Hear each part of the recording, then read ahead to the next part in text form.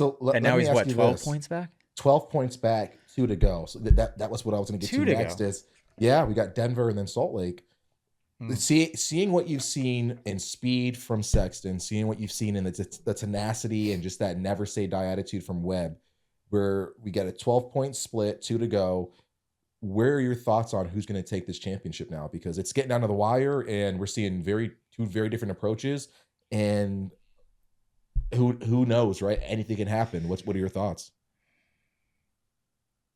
I mean, last episode I said Sexton, you said Webb, right? I think I'm still going to say Sexton.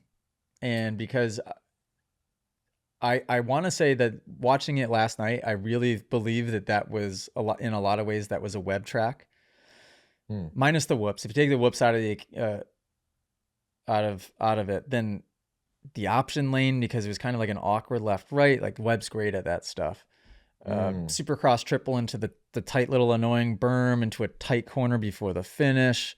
Even the tight kind of off camber corner, which that was Sexton's strong suit, the entire main, as opposed to Webb was kind of botching that corner. But typically I would look at that and think that was a Webb track.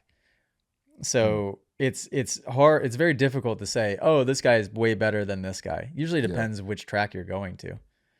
So what do we got? You said Denver and Salt Lake? Denver and Salt Lake. I mean, outdoor stadiums, you would think that would lend itself to Sexton even more.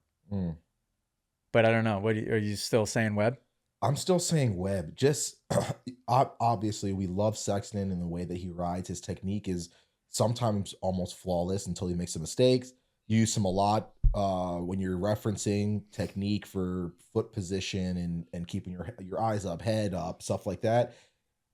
Fast guy, but with the points deficit that he's at right now and the way that Webb just seems to be able to just dig it out in the last 3-4 rounds or less, I can't see Webb not being so mentally strong and so bulldogish through this whole thing that he doesn't even have to win. All he has to do is get second, and Webb can win it in any given weekend. He can definitely grab a second, right? Barring no issues. Now, people can go down the first corner and have a heck of a time getting back up. We've seen it from multiple different points leaders over the years, going back to when our dads were watching Supercross, right?